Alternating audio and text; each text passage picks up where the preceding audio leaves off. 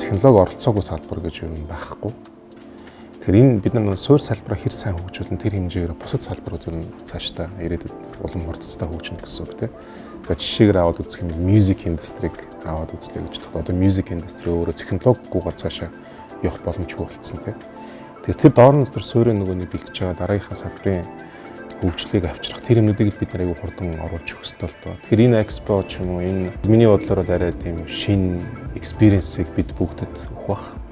Мөн дээрээс нь энэ салбарыг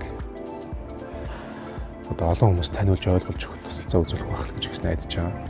Би бол хувьдаа юу гэж харж байгаа вэ гэхээр нэгдүгээрт залуу боловсон хүчин шийдвэр гаргах төрийн албан тушаал дээр очсон байна тийм.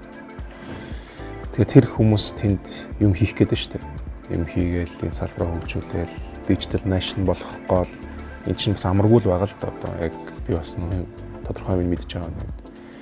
Энэ чинь амар том effort гаргаж байгаа байхгүй. Тэр effort дээр одоо компаниуд нь хойшоо суугаал бид нарт ингүүл тэгвэл ингэнгээ суугаад ах юм бол нөгөө хүмүүсийн бас урам зориг бүх юм алга болно.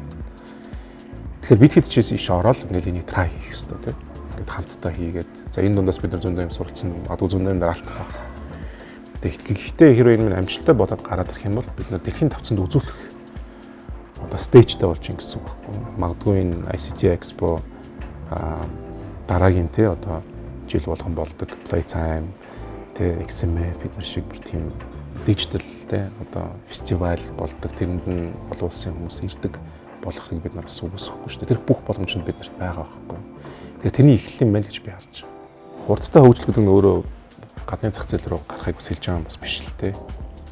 Цаг хугацаа өнгөрөх тусам технологийн кост илүү өндөр бол боломжийг хийж болох тэгээ дээрэс нь бага зардлаар хийж болж явах энэ үед аль болох олон төлөвлөлтийг ухсарч бид нар авах хэрэгтэй. Тэгээ энэ бол бүр төгс байх албагүй. Гэхдээ ухсраад бид нар бий болгочих хэрэгтэй.